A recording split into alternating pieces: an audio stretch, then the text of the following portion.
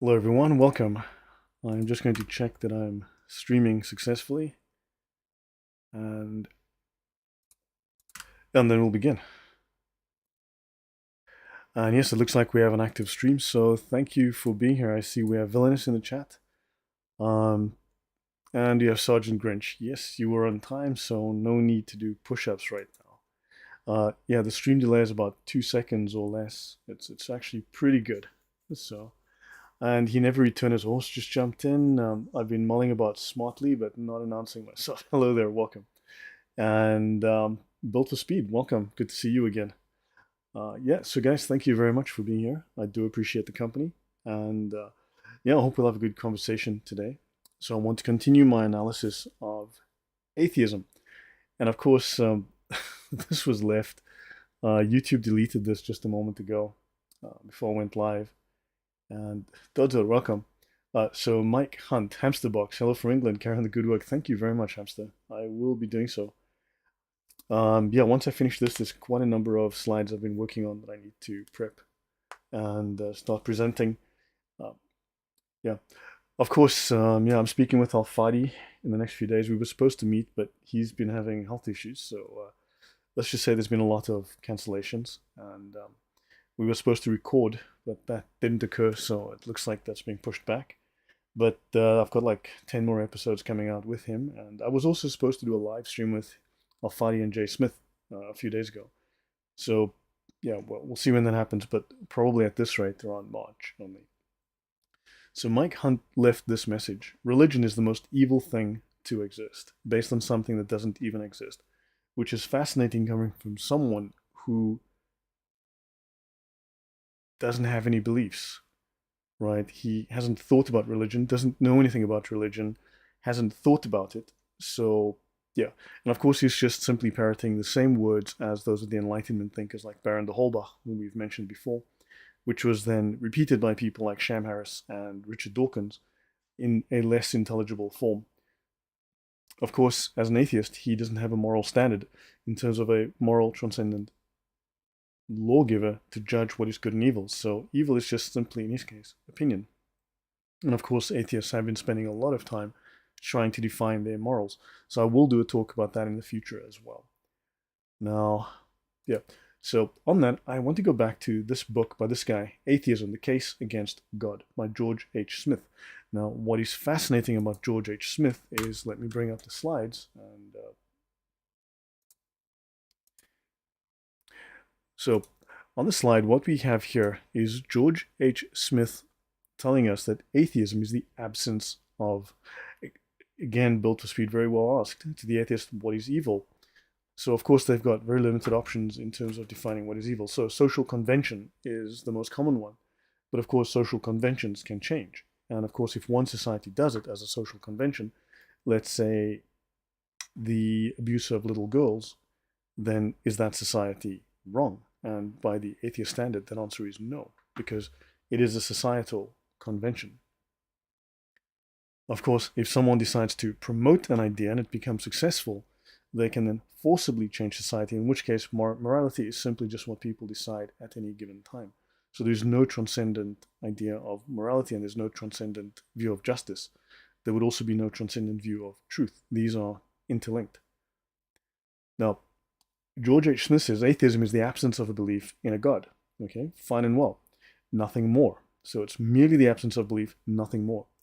Atheism is not, then, under this definition, I would assume, should I interpret this correctly, this is not an issue where I push my belief, my doctrines, and of course, there will be no worldview attached to this. There will be no perspective on the big questions in life, because a worldview really is a perspective, a series of answers on the rather big questions in life. And if a theist wishes to draw monumental implications from this lack of belief, he must argue for his claims.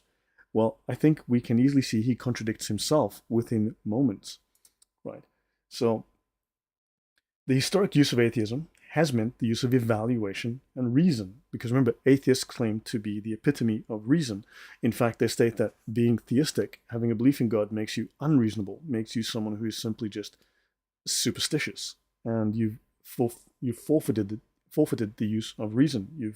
You lack reason, whereas they lack theism, which means they have reason.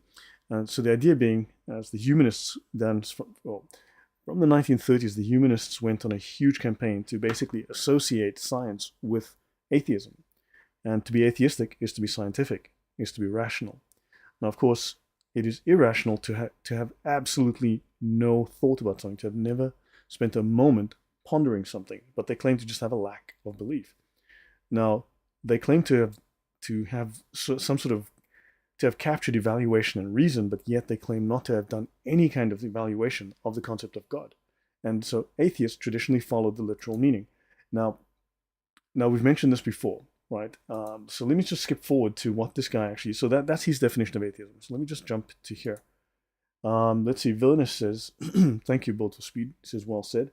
So Villainous says that God that he thinks doesn't exist actually allows him to exist, and therefore provides the possibility for the guy to think, yeah, well, if God is being, then that is the case. Notice atheism, the case against God. Now, if atheism is merely the lack of belief, why is he writing a book called The Case Against God? This means he has a belief that specifically denies God and has beliefs that replace God.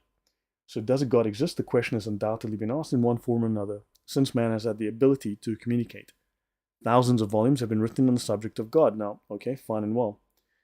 So he wants to offer, he examines, dissects, and refutes. So clearly it's not just a lack of belief, because he examines, he dissects, he evaluates, and then he refutes, so he negates the myriad proofs offered by theists, the defenses of sophisticated professional theologians, as well as the average religious layman. So it is not merely a lack of belief. He says, well, it's just a lack of belief, nothing more. And then he starts to provide his beliefs, because obviously he cannot dissect something and offer nothing in return. He must have a counter belief. So yes, he explores the historical and psychological havoc wrought by religion in general. The 20th century was the century of atheism, and we've seen that every single atheist government has been literally genocidal. He concludes that religious belief cannot have any place in the life of modern rational man. That is merely the dialectic. That's old Hegel again. So it is not my purpose to convert people to atheism, but to demonstrate that the belief in God is irrational to the point of absurdity. If a person wishes to continue believing in a God, that is his prerogative, but he can no longer excuse his belief in the name of reason and moral necessity. Okay, so clearly he has some beliefs. Again, I think we can conclude with all the evidence that it's not merely lack of belief. These people are merely hypocrites. And again, the same is stated here in Wikipedia. And they mention a philosopher called Michael Martin. And he said the book was a hard-hitting attack against belief with some limitations. Okay, all fine and well. We'll have a look at Mr. Martin in a minute. And of course, Wikipedia pushes, Amazon has this book as well. So let's continue. I've mentioned this yesterday, and I decided to add a slide, or 2 days ago, and I decided to add a slide here with Hegel, George Wilhelm Friedrich Hegel. And Emmanuel, welcome, and hey, we should do a stream one day.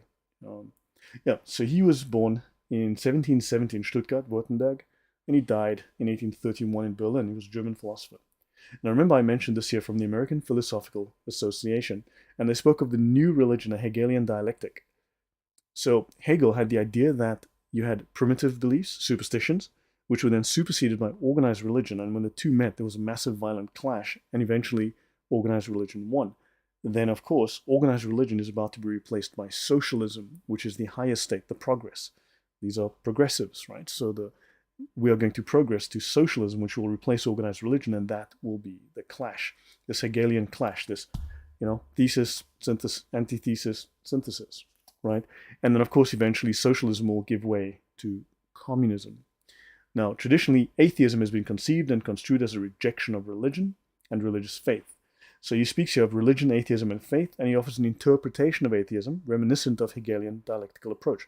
Now, of course, the communist approach, the Marxist approach, the socialist approach is entirely Hegelian, whereby atheism as an antithesis to religion. So notice, they speak here of, in the American Philosophical Association, they speak of atheism as an antithesis to religion, and it paves the way for a synthesis. So you've got thesis, antithesis or antithesis, and synthesis or synthesis. So that's Marx talking right there. So these guys are playing right into Marx's hands, and maybe they are Marxists. Don't forget, Lenin very clearly stated that the Communist Party, the socialists must constantly promote the propaganda of atheism. So the question is, one of the words of atheists that we see is the socialist propaganda of atheism versus the comments of atheists. How do we separate between the two? Can an atheist please tell me which of the statements that you make, which of the arguments that you present are distinct from, separate to the propaganda of atheism, which was promoted and spread over decades by thousands of trained socialists, trained Marxists, who attacked religion with abandon? So please do let me know. Clayton JW, hey, well, if you have a Facebook account or other ones, can you share Lloyd's link for us to join this live stream? Well, thank you, guys. I do appreciate it. Yeah, please. I don't know how many are with me today, but oh, okay, enough. Don't worry. So yeah. For those who want to friend me on Facebook, you're welcome to find me on Facebook. Last year, I was blocked on Facebook for 7 months. This year, so far, I've been lucky. Unless I'm being throttled somehow, I'm only being seen by a limited number of people. Anyway, so understand we're talking over the religious significance of atheism. So yeah, they do view atheism as a religious concept, as a religious worldview, a functional view of religion rather than a substantive view of religion. All right, now notice Hegel does say the following, and thank you. One of my subscribers provided this information. This is really, really good. Hegel stated the following. He maintained that if facts contradict theory, so if the facts contradict his theories, then umso schlimmer für die Fakten. So umso schlimmer für die Fakten. So much worse for the facts. In other words, if the facts contradict his Hegelian theories, his philosophies, well, then the facts have to go. And this is one of the Enlightenment philosophers, one of the very famous philosophers. Marx was heavily influenced by this man. So this is one of the prophets of atheism that we have to now obviously look up to and respect as one of the great thinkers. And this man says, well, if the theory is denied by the facts, then we have to now reject the facts. So yeah, and this is not uncommon. These, if you look at the philosophers, the prophets of atheism, of the Enlightenment, you will discover these people were outrageous racists and outrageous white supremacists. Today promoted as, well, these were great thinkers of atheism. So Dan Smith said the youngest and newest religion is atheism, was gods of science and government and high priests of scientific leaders and politicians, and even child sacrifices given to their gods. Well, yeah, there's certainly some truth to that. And of course, when socialism was founded, they did claim that the atheist scientists would be the new priests. They would be the leaders of the new religion. That was explicitly stated. Right, to continue, I mentioned this guy yesterday. So he's discussing the term atheist, Professor Matt McCormick, who does an entire course on atheism. Now, if atheism is merely the lack of belief, how come there is a course on it which discusses atheism in terms of arguments, objections, responses, concepts, and how do you respond to theists? How do you argue for atheism? And defines a number of things. So if it's merely a lack of belief, why does it need an entire course at university level given by a professor? And he has a number of texts. The Improbability of Gods by Michael Martin, Science and Religion, The Impossibility of a God, Michael Martin again, and the Cambridge Companion to Atheism, Michael Martin, notorious atheist who wrote the Cambridge Companion to Atheism. So again, most of the sources that I am referring to tend to have been written by atheists. Right? Now, of course, we've already discussed this, that atheism is, as we know it, is a relatively recent development. It is not a new development. It really dates to the late 1700s. Now, one can certainly go back to periods before where there were atheists who would say things, but as an organized religion, if you want to call it that, as an organized movement, it dates back to the late 1700s. Right, now to continue, Michael Martin, they've just mentioned it before, as one of the main people that is referenced in this course, this university level course, Colony on Atheism. Now, Michael Lou Martin, the magazine Free Inquirer, which is the largest circulation atheist magazine from the American Humanist Association, which is an atheist organization, obviously materialists, they called him one of the most formidable academic champions of atheism. So how do you champion a lack of belief? I just have a lack of belief. Well, I'm now going to champion this. If you champion something, you've clearly thought about it. You are presenting arguments for it. You are arguing against any other ideas. So again, we're looking at, well, one could call it hypocrisy. He died in 2015 and blah-de-blah-de-blah. So he joined the philosophy department at Boston University, remained until retirement, and blah, blah, blah. So he's got his PhD in philosophy from Harvard. Now, he's best known for his writings on the philosophy of religion. Now, of course, as an atheist, he clearly wouldn't have a very positive view of religion. So Martin made significant contributions to the philosophy of social science and philosophy of law. applying his fiercely skeptical mindset to the service of science and reason wherever they were challenged by ideology or wishful thinking. If you're religious, as far as he's concerned, you're a wishful thinker. Right? His best-known works include Atheism, a philosophical justification, The Case Against Christianity, Readings in the Philosophy of Social Science with Lee McIntyre, Atheism, Morality and Meaning, and The Impossibility of a God, as well as The Improbability of God, The Cambridge Companion to Atheism, and his most recent work, The Myth of an Afterlife, The Case Against Life After Death. So he's clearly merely arguing for a lack of belief in God, just a neutral state. But clearly this is not the case again, so the evidence does not follow this, that this is the definition of atheism. That is dogma, Dan. So Dan Smith, follow them without questioning their commandments and rules. That is a dogma. So let's continue. So let's have a look at this. Atheism, a lack of thought, no analysis. This is in the Anthology of Atheism and Rationalism. This came out in 1980. Now, atheism and agnosticism are however commonly misused and misdefined. And this is very, very true. We'll end off, once we finish the slides totally, with something that mentions that. Okay? Now, let us examine their meaning so that these words have when used by actual atheist philosophers and theologians. Now, I've been presenting nothing but those definitions. The average theologian uses atheist to mean a person who denies the existence of a God. And this has been the standard view, someone who actively, consciously denies, rejects the idea of God.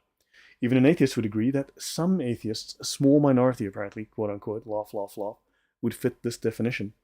However, most atheists would strongly dispute the adequacy of this definition. Well, we've just seen that these people actively reject. They are writing books. They say, hey, I have no beliefs in God. I have absolutely no view on this. I have no opinion. I have no thoughts about it. I've never thought about it. I have a completely neutral position. I have a non-position. I have no beliefs. By the way, here's 3 books that say that God doesn't exist, and here's why atheism is better than your beliefs. That is hypocrisy. This is not to be taken seriously. That's a joke. It's merely gaslighting. These people are irrational. So notice, they would rather hold that an atheist is a person without a belief in God. Okay, so you're without a belief in God, so what are you believing then? What do you believe? What are your beliefs? Because you do not have a vacuum in your head, you have other beliefs that have filled them. So denying something means that you have knowledge of what it is that you're being asked to affirm. So if you deny it, you have to have knowledge. It's a position of knowledge, right? But that you have rejected that particular concept. So you've looked at it and rejected it. But to be without a belief in God merely means that the term God has no importance or possibly no meaning to you. Okay, that makes logical sense if you are without a belief. Now, here's my question. Let's say you didn't know that there was a race of 3-foot-high blue-skinned people on an island in the South Pacific. And then tomorrow on a documentary, you see this on National Geographic.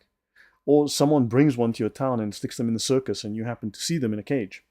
Now they are 3-foot blue people. Before, you had no belief in them. You didn't care about them. It didn't mean anything to you. But now that you've seen one, do you have no belief about them? Now that you've physically been introduced to the idea, now that the idea has crossed your mind. So in other words, after the very first time that you've been introduced to an idea, can you have no thoughts about it whatsoever? No conclusion about it? You have no idea what you think about it whatsoever? You would then actively be choosing, if this were true, to not think about it. You're making a choice, deliberately choosing not to think about it. That is not merely an absence of belief, that is an active rebellion against the idea of thinking. You are choosing to be irrational here, to not have any thoughts, to not consider something. That is merely just petulance. That's what children do. So, if you didn't know there was a race of 3-foot-tall blue people, but you saw one, once you were introduced to it, you have to have some kind of conclusion. You have to have drawn some kind of idea about it. Dan Smith says one of their gods is evolution, which we cannot see or hear, and no one has ever met. Yeah, I'll be talking about Darwin in the future. We will be. In fact, Darwin is part of this presentation at the end. I will be talking about Darwin, and once I get to the last slide, and of course I will be doing a lot of work on Darwin. Darwin has a lot of blood on his hands. That man has inspired genocide on a scale you will not believe.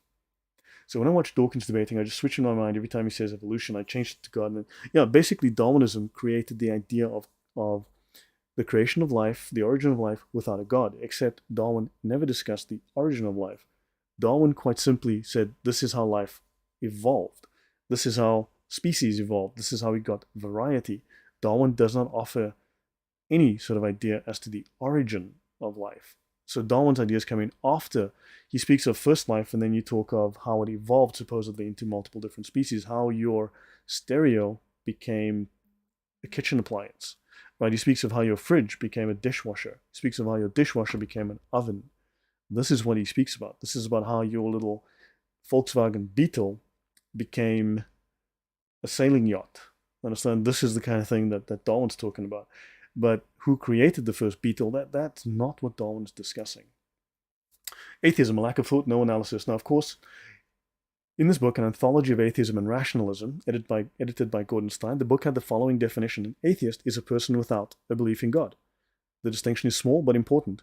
To be without a belief in God merely means the term God has no importance or possibly no meaning to you.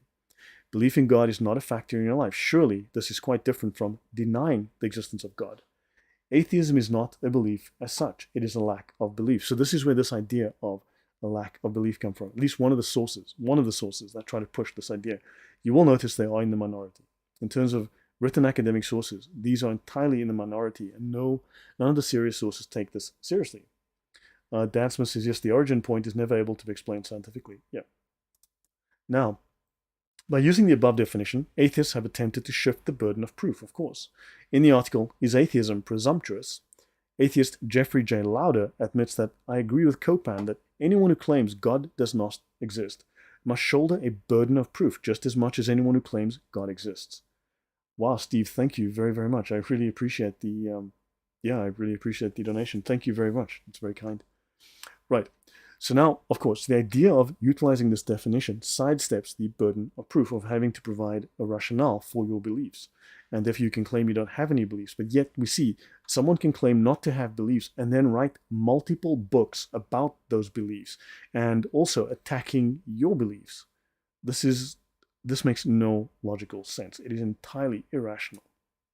Now, an anthology of atheism and rationalism, if the atheist is simply without God, then he is not asserting anything.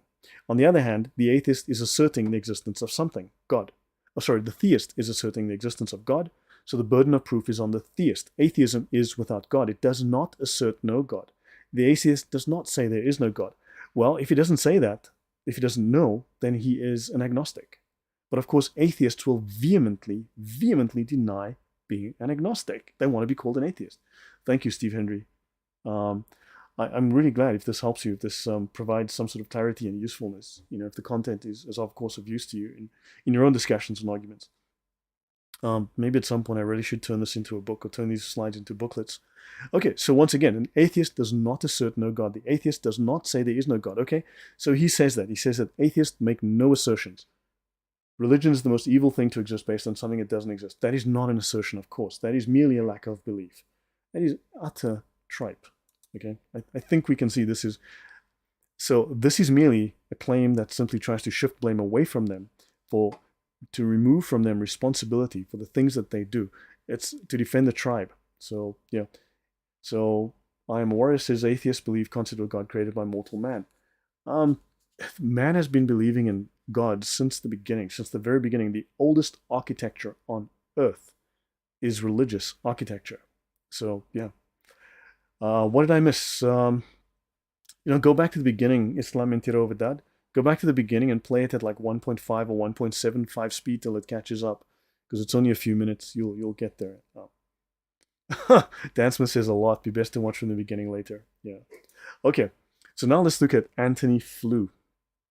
Anthony Flew died, I believe, in 2010, and he recanted from his atheism. He actually recanted atheism. He became an apostate from atheism. Richard Dawkins called him an apostate. Now, you can't be an apostate from a non-position. You can be an apostate from a religion, but Richard Dawkins used a different word. He didn't use the word apostate. He used a different word, which means apostate, but he was trying to hide that. Clayton J.W. Lloyd, if you can do that legally with the slides and info, then just do that, even at a price with some profit for your work. Yeah. Well, look, this is a lot of, believe me, you have no idea how many hours of work this is. It is a lot of time. And stuff doesn't just fall on the page. I have to do a lot of research. I have to buy things, actually. I do have to buy books sometimes. Some of it I can get, some of it I can research, but occasionally you just have to buy things. But the huge factor is time. Okay. Now, Anthony Flew in The Presumption of Atheism, 1984, concurs, although acknowledging this as a new definition, that atheism is merely the lack of belief. So this was, atheists were running into trouble. So now they needed to use sophistry. They needed to use some kind of word game to circumvent the need for proof. we need to give a new and much more comprehensive meaning to the term atheist. Now, remember, these atheists who are woke and on the left, they always have to invent new meanings for old terms. They always have to redefine everything. What is a woman? Well, we don't know anymore, do we? Right? It wasn't the Jehovah's Witnesses that did that. It wasn't the Baptists that redefined woman. It wasn't the Catholics that did that. It was very much the woke atheists that did that. Right? We don't know what a woman is, right? Simply. Islam and Tiro Vidad says, I have a question. Don't atheists believe in any God or the belief in something similar to Masons or sects similar to Masons? Look, they make claims, and atheists will say, well, some atheists do have, beliefs that are antithetical to Christianity, and like, okay, so now you've got contradictory beliefs. Like, where's the orthodoxy? Because like, if no one has orthodoxy, then it's anything you want it to be, which is utterly chaos. There is no rational basis for believing anything. Okay, Clayton JW says that why you should have them in form that you can sell to make some money for the time. Yeah, okay, well, that is probably true. So, I would now urge, he says, that the word be hereafter understood not positively, but negatively.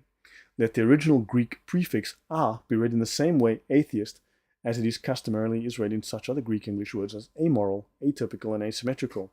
So not symmetrical, not typical, not moral, not theist. One could use it that way. In this interpretation, an atheist becomes not someone who positively asserts the non-existence of God, but someone who is simply not a theist. So here's a question. We just started this very show in the beginning, in the first episode, demonstrating that the term non-theist is widely used in academia. It is widely used to describe someone who's not theistic, who doesn't have any theism. So why do atheists insist that they are atheists and then try to co-opt agnostics, try to co-opt non-theists? It just doesn't make any sense. And he says in this interpretation, this is their truth. This is, again, if it's their truth, this means exactly man is the measure of all things. What you believe is true, but what I believe is also true, except when you're not an atheist, then what you believe is just wrong. But everyone's view is true. This is simply this is the pagan Greek belief that whatever you believe is true. This was the sophist idea of Protagoras. He never returned as a horse says, a few days ago, Matt Walsh reported Webster's Concordia and others have updated the definition of woman to include feelings. No doubt. Yeah, academia is overrun with these woke left atheists. Yeah. So now we have the word non-theist to describe someone who's not theistic. Okay? And someone who doesn't know, that's an agnostic. So why do atheists want to then co-opt terms? They even redefined the word religion. I had a guy who posted on the last video some comment, and I stated, look, you do realize that atheism is a religion, right? Because he was trying to tell me atheism is not a religion, blah, blah, I'm wrong. I said, look, atheists went to the Supreme Court of the United States of America, changing the definition of the word religion to a functional one versus a substantive one, to argue that on that basis they are a religion and require religious protection equal to that of any other religion, so that they have the right to do what they do. And once I posted that, the guy deleted the entire thread. So yeah. Now, the absence of belief claim negates the meaning of the word atheist because their lack of belief means that they cannot even state whether or not God exists.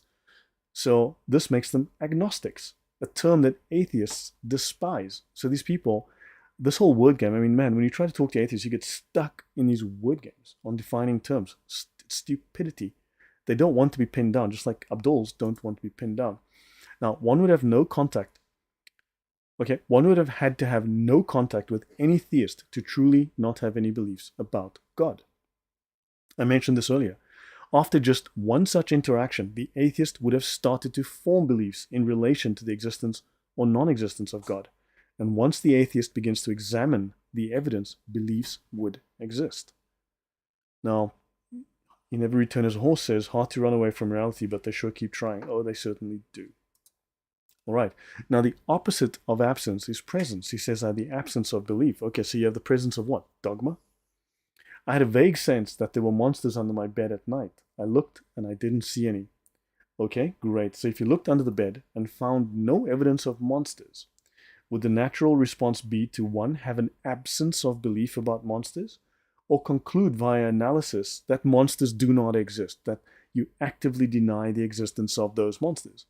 So think about it. You have a vague belief that there are monsters under your bed. So you look and you don't see the monsters. Hell, maybe they're invisible monsters. Maybe they're very tiny invisible monsters. Who knows? But would you look and then have an absence of belief? Would you go, there's nothing there. There's no monsters. Yes, of course. You're going to conclude via this analysis that you deny the existence of those monsters. The absence of archaeological evidence is proof of non-existence. Exactly. So now, atheists use the absence of belief claim to state that atheism has no worldview or has no bearing on any other perspectives that an atheist might hold. This is merely another attempt to keep from having their own beliefs critically examined. Everyone has a worldview, no matter what they claim. Now, let's have a look at this book, The Critiques of God, again. It states here, and remember, this is making the case against belief in God. Okay, these are atheists who have no beliefs who are making the case against why your beliefs are wrong and their beliefs are right. Okay. Now, philosophical critiques do not quite convey the passion with which atheists have often carried on their analyses of theistic views. If they have no beliefs, why are they carrying on this examination with passion?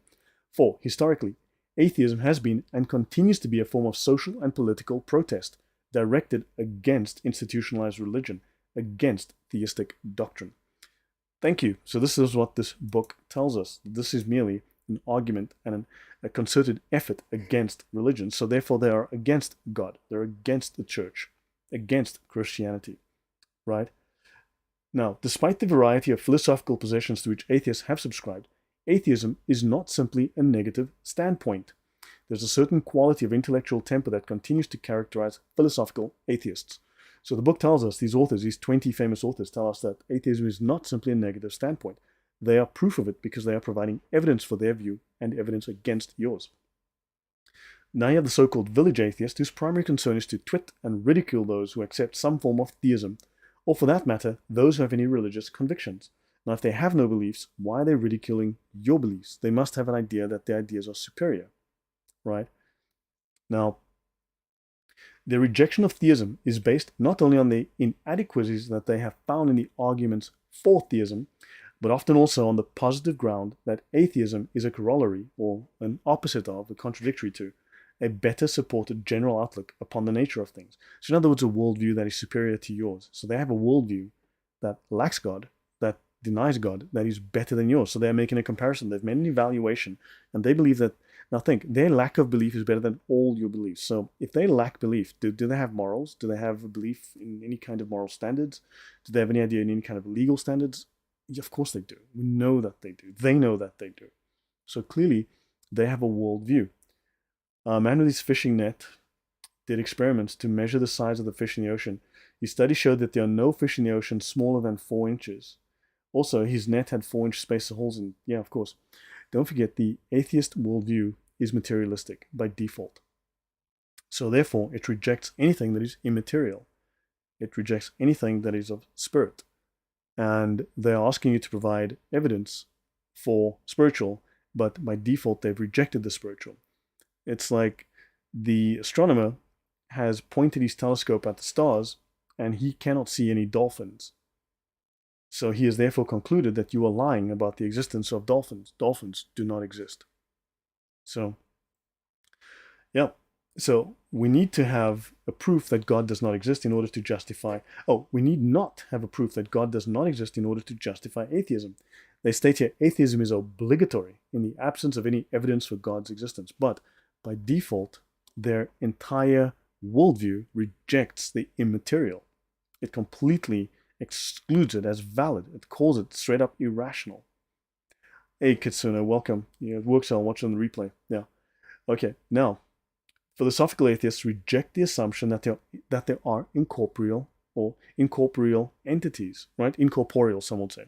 So philosophical atheists reject that they are incorporeal entities or immaterial entities.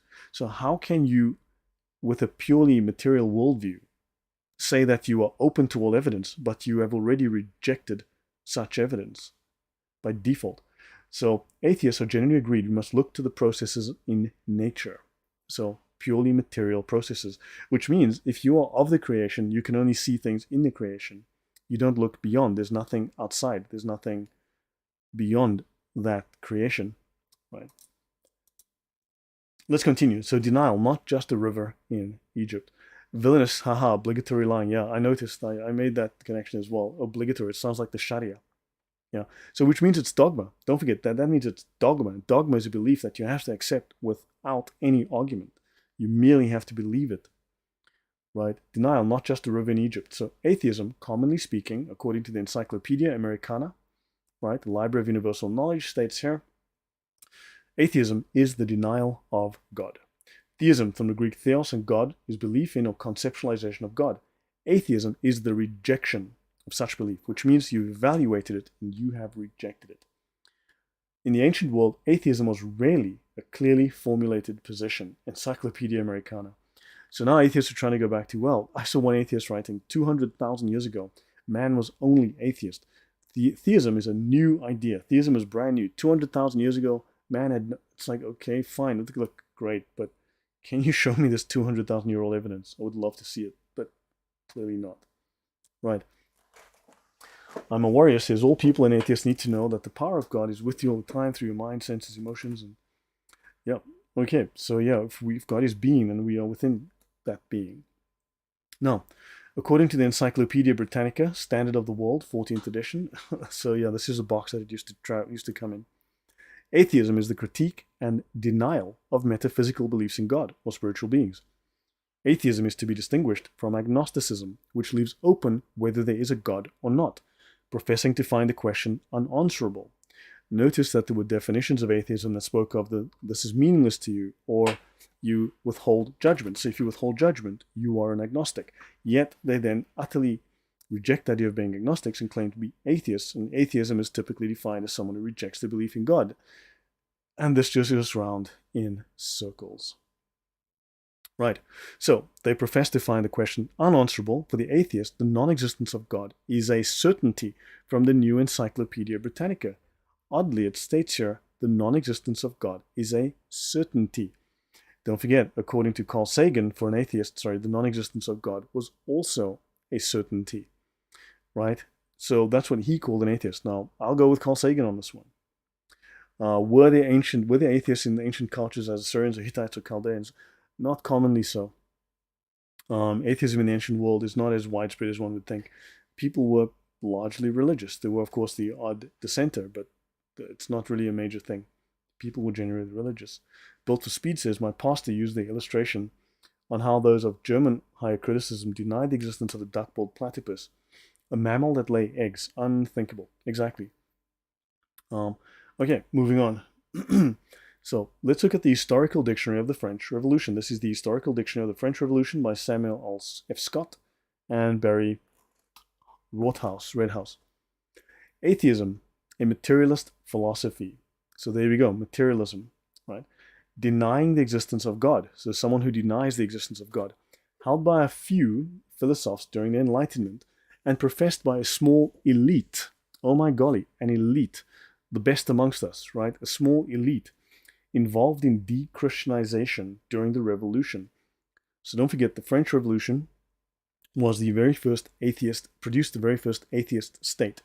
This was before the word socialism was invented as such, but it was also the first socialist revolution. So now you had the very first atheist, socialist, and atheism and socialism are intricately intertwined. Effectively the same thing, but so these atheists wanted to de-Christianize France because they believed that the church was evil, that Christianity was evil. And they slaughtered over 250,000 people. They murdered thousands of nuns and priests by drowning them, lining them up along ditches and shooting them, and so on. Of course, when you talk to atheists about this, they will deny it, just as Abduls will deny everything about Islam. Very similar in that sense. What is a person called who refuses to believe that atheists exist? Reasonable, because atheism does not exist. It's merely a lack of belief, so it cannot exist. Something that's just a lack of belief is a non-belief. It doesn't exist, right? There's no such thing as atheism. In the precise sense, atheism designates a doctrine. Notice, a doctrine is a series of beliefs that denies the existence of God and any principle of unity. Interesting, atheism designates a doctrine that denies the existence of God. Why didn't these people know it? So the French Revolution, here you go, and of course atheists will refer back to these philosophers of the time. constantly. It's a doctrine of denial. And of course, they were anti-Christian. Surely not. All right. Now let's go to Samuel Johnson's dictionary, 1755. So an atheist told me that, look, the definition of atheism was first coined by Samuel Johnson, and the Catholic Church and Christians have poisoned the idea of atheism, which is just a neutral, beautiful belief. It's just a religion of peace. And it's Christians that have come along and corrupted the whole idea. Islam and Tiro Vidad says, the French Revolution was a very peaceful revolution, as peaceful as Muslims when they conquered Christians' kingdoms, and exactly, they turned into a slaughter. He never returns as a horse says, they mercifully, rationally removed bloodthirsty priests and nuns from France. How loving of them. Exactly. Again, hypocrites. Sergeant Grinch, why have I had to wait 57 years to be called reasonable? Oh, wow. Man, the night is still young. You never know what else he might be called, right? Might be called super intelligent, incredibly smart, Now, notice here. Atheist, adjective, atheistical, denying God. So we're going back to 1755. Now, of course, here's the thing. So this guy says, well, this dictionary by Samuel Johnson basically took a dump on atheists, and people have thus started to believe this nonsense about atheism ever since. Man, this was maybe the 20th dictionary ever made. There were like 20 other dictionaries before this one. So it's not like this guy was first. He just happens to have a dictionary. He's not the dictionary. This is from Johnson's Dictionary Online, courtesy of the University of Florida's George A. Smathers Libraries. Okay, right? So, denying God. So there we've got, even back then, people realized atheists denied God. Atheism, from atheist, it is only of two syllables in poetry. The disbelief of a God. Someone who disbelieves, who doesn't believe, right? So someone who's chosen not to believe, right? And he mentions here, Tillotson, this quote here, it's the common interest of mankind to punish all those who would seduce men to atheism. So this is one of the reasons atheists don't like this dictionary, because it has these negative things to say about atheists. So modern lexicographer Robert Birchfield has observed, in the whole tradition of English language and literature, the only dictionary compiled by a writer of the first rank is that of Dr. Johnson, because he would use these fancy quotes, these quotes from Milton's Paradise Lost and so on. Whenever he defined a word, he would show its use within prose and poetry. Birchfield was a lexicographer, a scholar, and writer. He edited the Oxford English Dictionary for 30 years to 1986 and was chief editor from 1971. So the guy has a clue, although Johnson's dictionary doesn't necessarily have the greatest reputation. Okay, let's go to the International Standard Bible Encyclopedia by James Orr. Atheism, from atheos, without God. Ordinarily, this word is interpreted to mean a denial of the existence of God. I mean, so there you go. How many times this thing has to be repeated, right? Classical Christians were repeatedly charged with atheism because of their disbelief in the gods of heathenism. Right, so back in the day, atheism meant that you didn't believe in the gods of the state, or you didn't believe that the head of state was a god. That would be termed atheism. Christians were called atheists for not believing in the head of state. So now, they denied the existence and reality of these pagan gods. This was a crime so dangerous that it was felt to be a just cause for cruel persecutions. Now, of course, in the French Revolution, Andrew Martin, welcome. Of course, the French revolutionaries killed Christians because they said that this was just cause for cruel persecutions because you refused to recant your beliefs. Now, the word dogmatic, it absolutely denies the existence of God. So in the dogmatic sense, atheism absolutely denies the existence of God. In the classical sense, they denied the existence of gods. Ordinarily, it means a denial. So here we've got this repeats. And of course, it has often been held that this is in fact impossible. Cousin has said it is impossible because the existence of God is implied in every assertion. When you say God does not exist, you are saying that guy over there does not exist. Okay? You're implying that guy standing over there does not exist. So you are implying, you are taking an opposite position against something that you are. So atheism assumes theism. It requires theism, in fact, to be operative. Okay, let's look at Ephesians 2:12. That at that time you were without Christ, without God, being aliens from the commonwealth of Israel and strangers from the covenants of promise, having no hope, and without God in the world. Notice without Christ, without God. This doesn't mean they were atheists. It means they were pagans. Right? King James Version. Now, atheos in the lexicon of Strong's G112, atheos, It means as a negative particle, right? Not God, right? Atheos, not. So as in negative, as in not, denying the gods. Okay. Now you have here without God, knowing and worshipping no gods. But notice denying God, especially the recognized gods of the state. You are godless, you are ungodly, abandoned by the gods. So again, it's not merely just casual lack of belief, right? You don't worship any gods. In other words, you reject the gods. That would also be implied here. Okay, right. Thanks, guys. So yeah, now let's look at Rutledge, the Rutledge Companion Encyclopedia of Theology. And it tells us here, atheology. Now they bring this term atheology, a negative theology. Certain deconstructive strategies which seek to undermine any notion of a secure foundation, whether in Christ or in culture. While rejecting theism, these forms of deconstruction are not simply atheistic. Rather, they provide an atheology of culture, both avoiding and approaching theology, specifically negative theology. Deconstructive atheologies of culture disseminate radical, yet almost jubilant, skepticism regarding the capacity of any cultural sign, religious or secular, to produce a stable meaning and so to convey the presence of whatever it is taken to signify. Now, this is Hart 1992 and Taylor 1992, and this is a very significant statement. Is the King James Version the best version in English? I'm learning English and I was looking for a very good English version. I was once planning to do a talk on different Bible versions, but so the King James Version would probably be the most accurate in terms of literal translation from the Greek, from the original texts. The second most accurate would probably be the 1995 version of the American Standard Version of the Bible. The new American Standard Version, has relaxed those rules somewhat and been a bit more subjective. But man, it does depend who you ask. But from what I can gather, in terms of literal view, the King James Version would seem to be the best bet. I mean, I tend to lean towards the King James. Occasionally I'll bring up other forms, but the King James does tend to really accurately portray the literal sense of the words.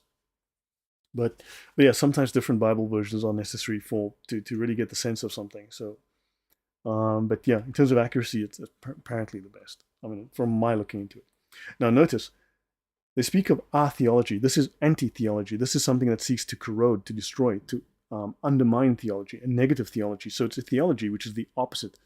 The ESV, Grace and Joyce says, yeah, I'm a little careful of various different versions because there are some very, very bad English translations. There's some terrible English translations, some really bad ones. So notice they speak of this negative theology. So they are deconstructive strategies. Notice deconstruction. This would be criticism. This is Marx talking about deconstruction. Again, this would be neo-Marxism, what is happening today. You cannot define a woman, okay? You cannot define woman. So notice they almost jubilantly, okay, they have a radical, they have deconstructive atheologies of culture that disseminate radical yet almost jubilant skepticism. So they want to deny the meaning of words, symbol. Now the word is a symbol, the word woman, that's a symbol of something, right? Of an adult human female. But now we don't know what a woman is anymore, apparently, because they've deconstructed the symbol. And they seem to take joy, this joy in going, well, maybe it's this, maybe it's that. They're deconstructing reality before your eyes, right? So they do not want any symbols, any words to produce a stable meaning and to convey the presence of whatever it is taken to signify. So therefore, respect my pronouns. Those pronouns no longer mean what they did before.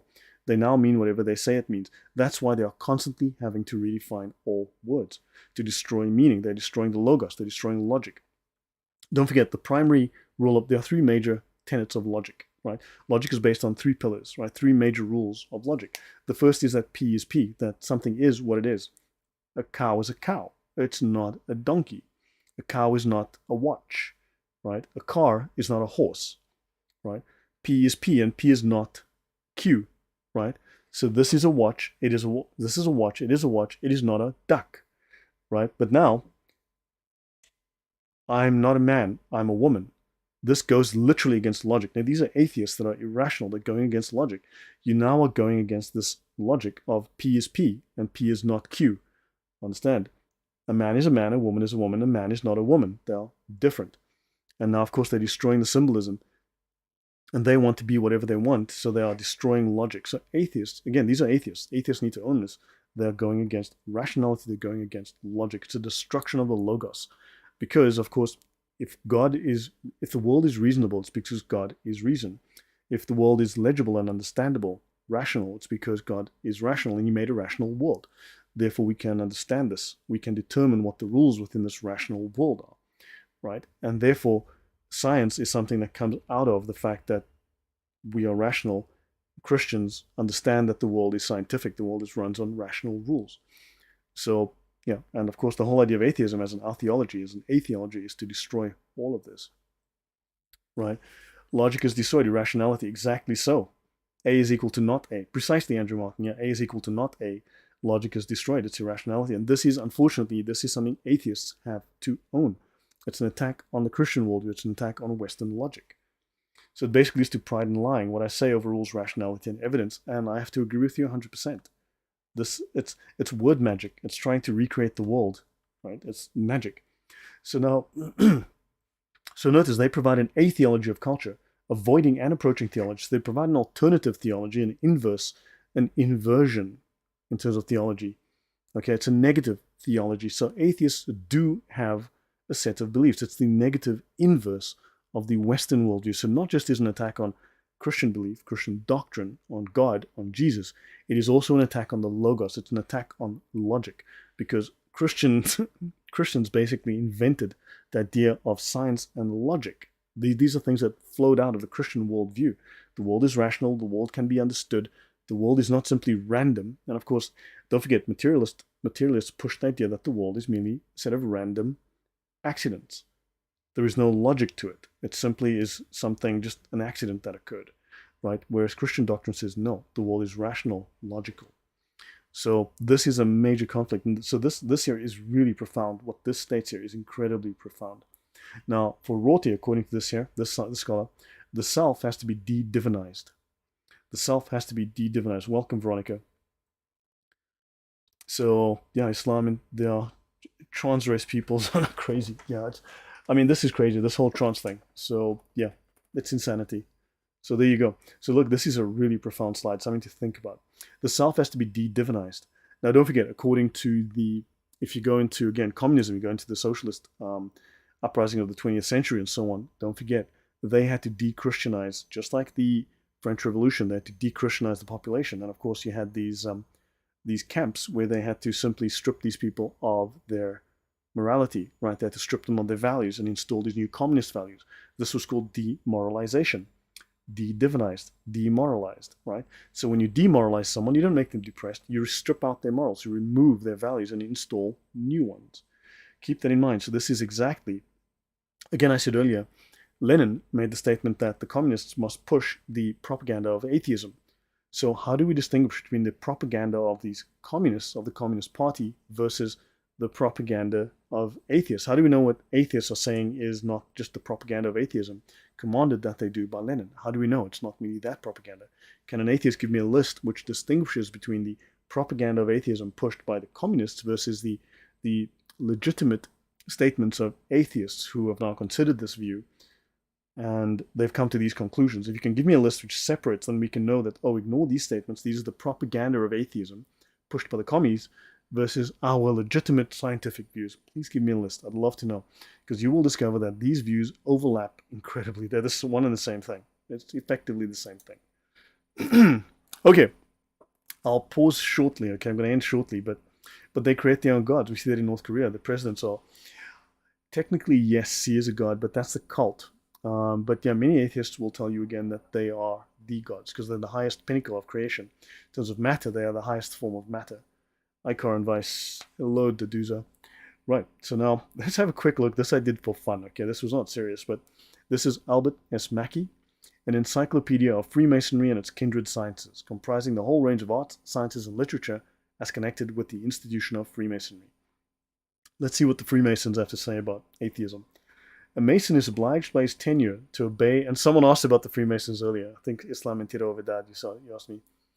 A Mason is obliged by his tenure to obey the moral law and if he rightly understands the art, he will never be a stupid atheist nor an irreligious libertine. That's the free thinker. Atheists love to call themselves free thinkers. That was the what the Enlightenment thinkers called themselves, libertines, free thinkers. So yeah, and the moral law we assume the moral law comes from a moral lawgiver, the God of the universe, right? So the communist states generate mere men as gods, correct? Stalin a god, Mao a god, North Korea, the Kim family, exactly. Well, you have to focus. The most powerful thing then would be the state, rather than God himself. So the Freemasons state that don't be a stupid atheist. I love that quote. Atheist, one who does not believe in the existence of God.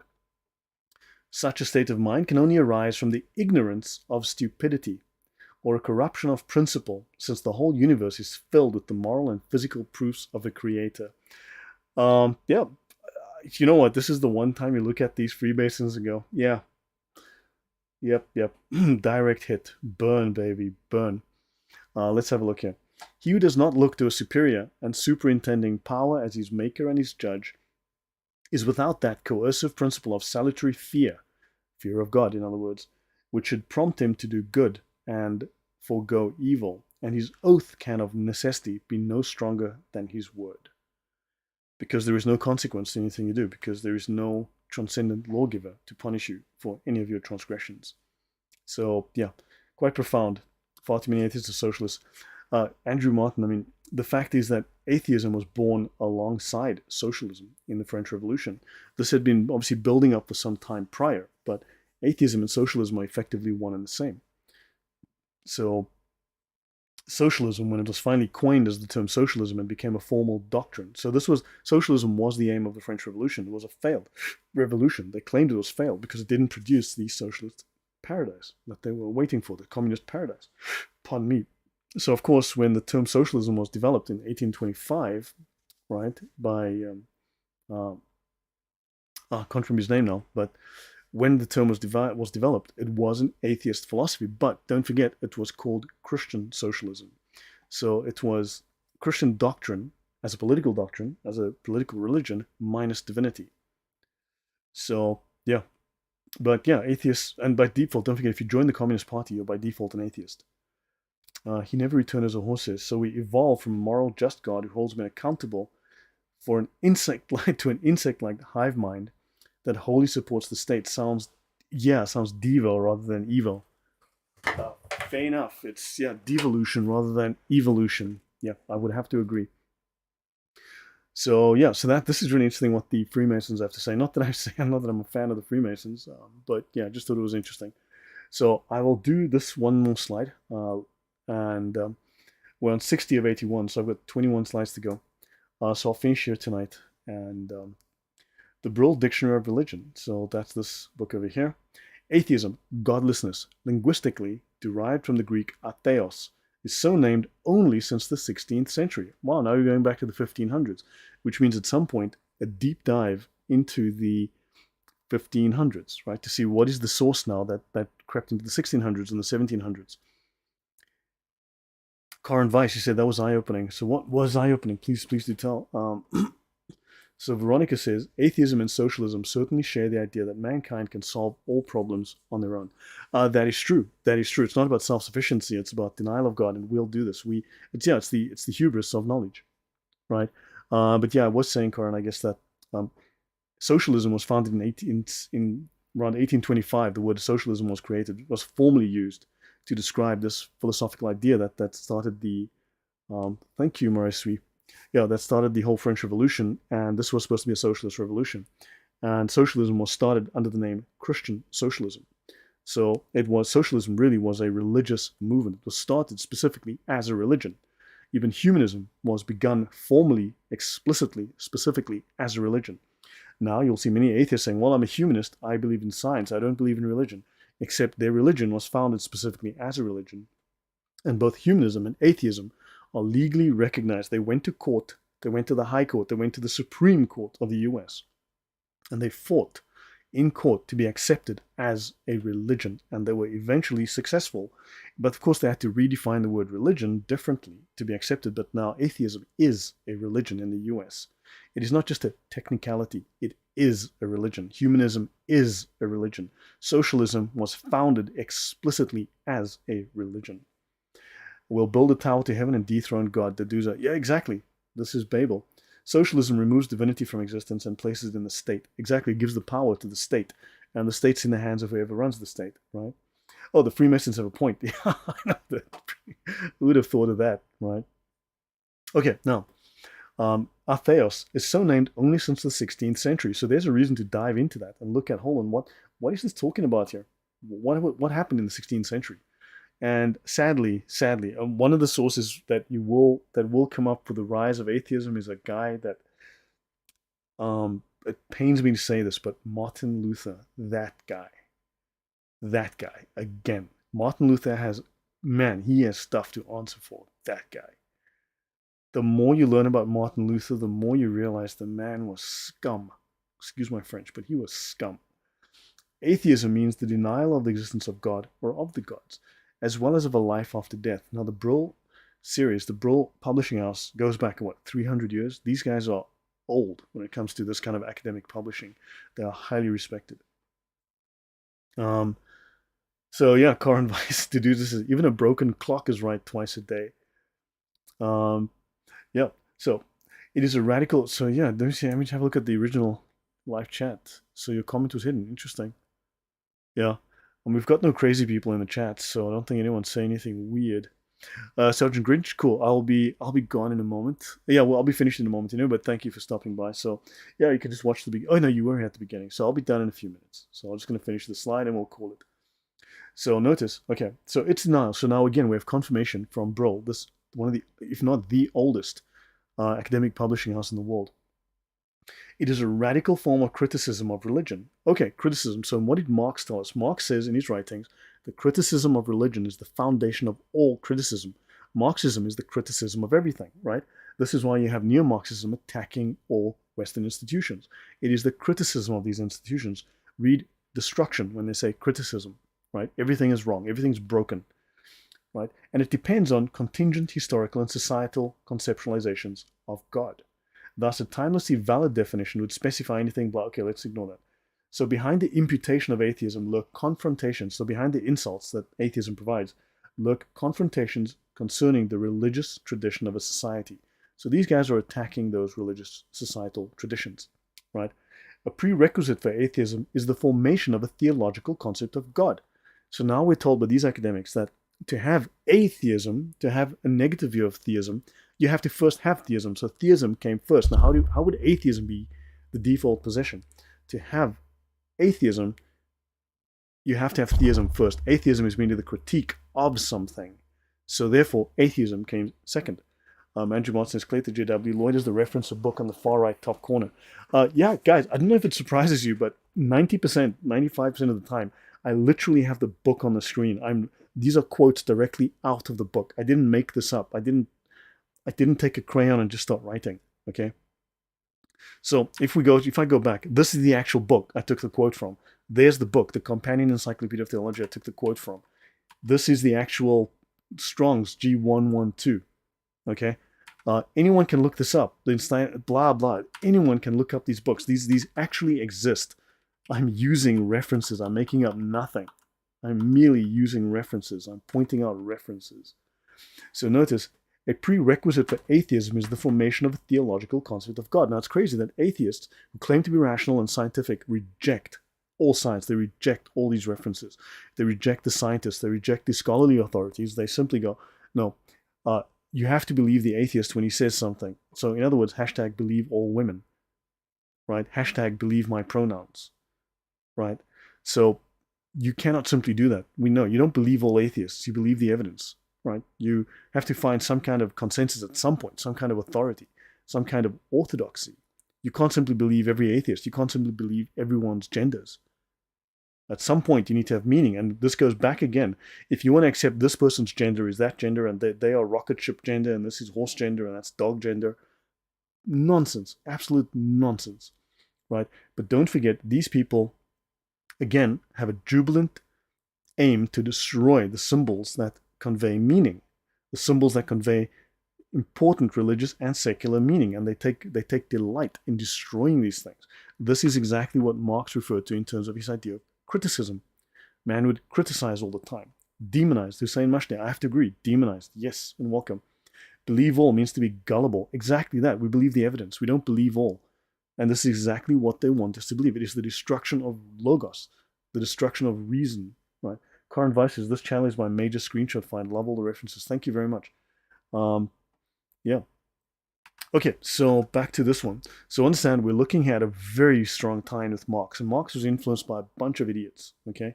Like Hegel. I mentioned Hegel earlier. I mean, even Hegel stated, for those who were late, Hegel states that if facts contradict my theory, then the facts have to go. So if the facts go against my theory, then so much the worse for the facts, because the theory is correct, the facts have to go. And that's Hegel. And of course, Marx was heavily influenced by Hegel.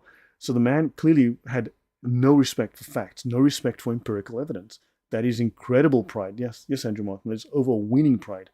So yeah, that is a sin. There's a reason that.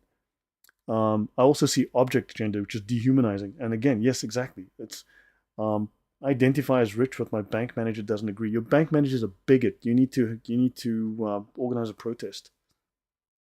Okay, so let's have a look. Let's finish with this. The atheistic critique can be summarized in three principal types. A, the gods have no interest in the world. Epicurus, which is deism. Okay, so the gods have no interest in the world. So they made the world and buggered off and fell unconscious somewhere and they disappeared under a rock. B, the gods are human inventions.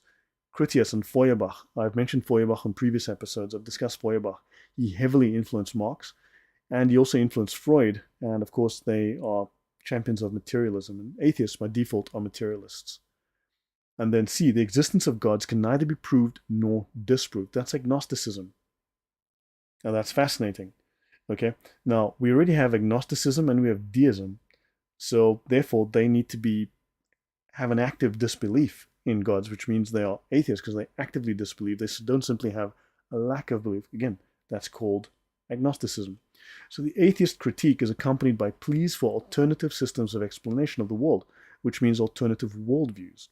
Atheists hate to be told they have an alternative worldview, that because they have this view, it provides a completely different set of explanations and a completely different set of rationales for laws, for morals, and so on, right, for societal views. And yet, source after source after source by really good scholars is telling us it is a worldview, it's a set of doctrines, it's a set of beliefs. They have entire books describing their beliefs of how to run the world and how the world works and how the universe works. And yet, John Q. Lay Atheist constantly says you have to believe me. I mean, who are you that I have to believe you? And if all of you are right, how's any of you right? If all of you are correct, if your truth is the only correct truth, well, there's millions of you, thousands of you, whatever. Who's right? Who is the orthodoxy? What do I believe? At some point, there must be an orthodoxy. So yeah, that's just complete irrationality again. These people are just full of psychobabble. So the atheist critique is accompanied by pleas for alternative systems of explanation of the world, most often of a scientific or psychological kind. Yeah, that's a story for another time. Now notice the atheism of ancient Greece denied God's involvement in the world, just as did later deism, but not God's existence. Now this is interesting. Yeah, I'm right because I'm my own God, says Daduza, and that is true. Atheists do believe. Feuerbach was one of those people who says man is a God because man is the highest, the pinnacle of creation. You are a God. Many atheists have said on the channel in comments they are gods. They are a God. Right? They are the God of their world. Right? God's created the earth and go to heaven to drink wine and watch our misery. Well, yeah, who knows? I mean, but that was the view. But then again, you had these gods who were anthropomorphic. That was the Greek gods. So they weren't really transcendent. They were very human. Don't criticize me, it's bullying, exactly. But notice this last definition. The atheism of ancient Greece denied God's involvement in the world, which was deism. So the atheism of ancient Greece did not deny God's existence. It simply denied their involvement in the world. So notice, though, that the larger definition here is this. It's deism.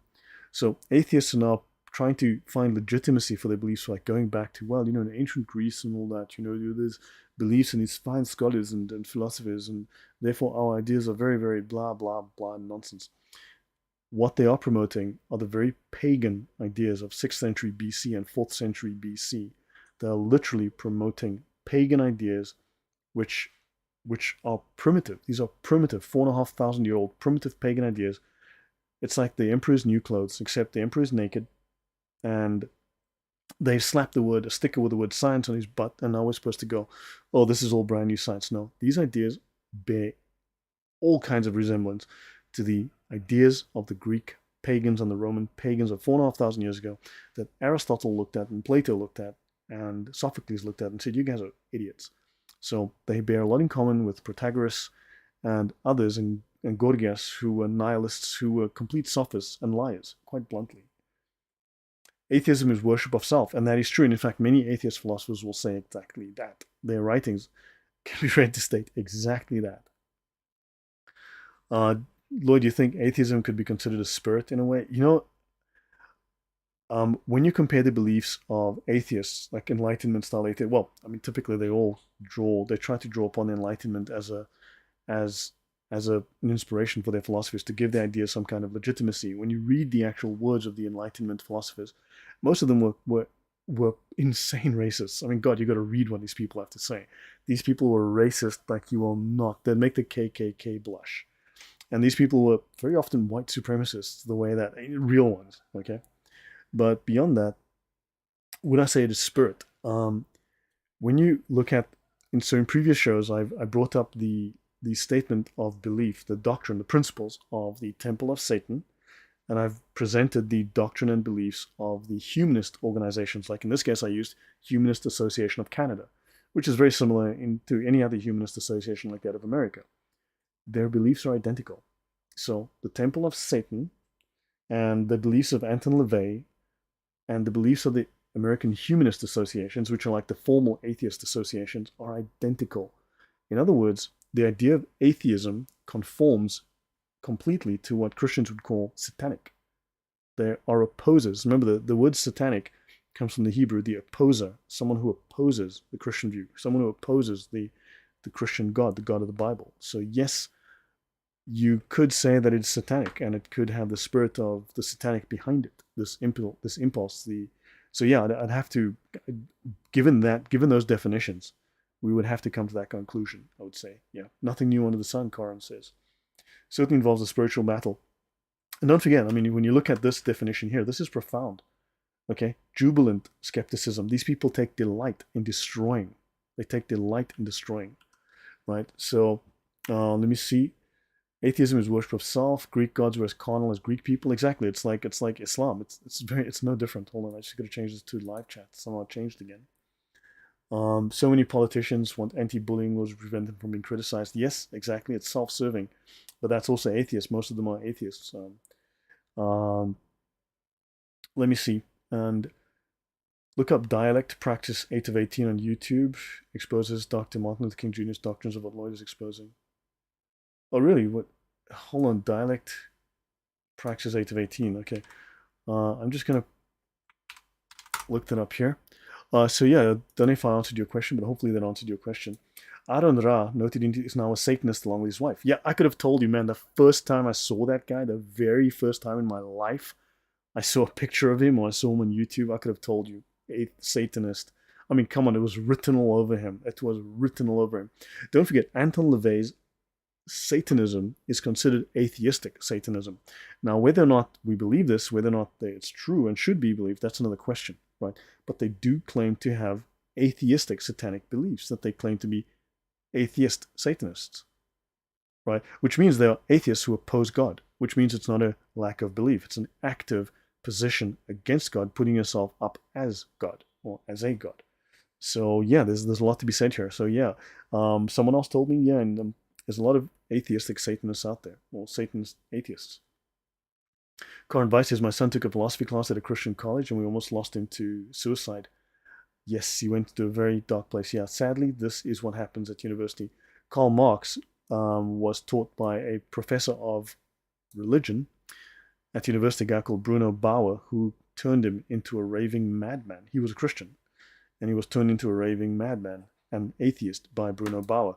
He was an atheistic philosopher of religion. We just showed now this guy at this previous set of slides here, where we had this guy who is an atheistic philosopher of religion.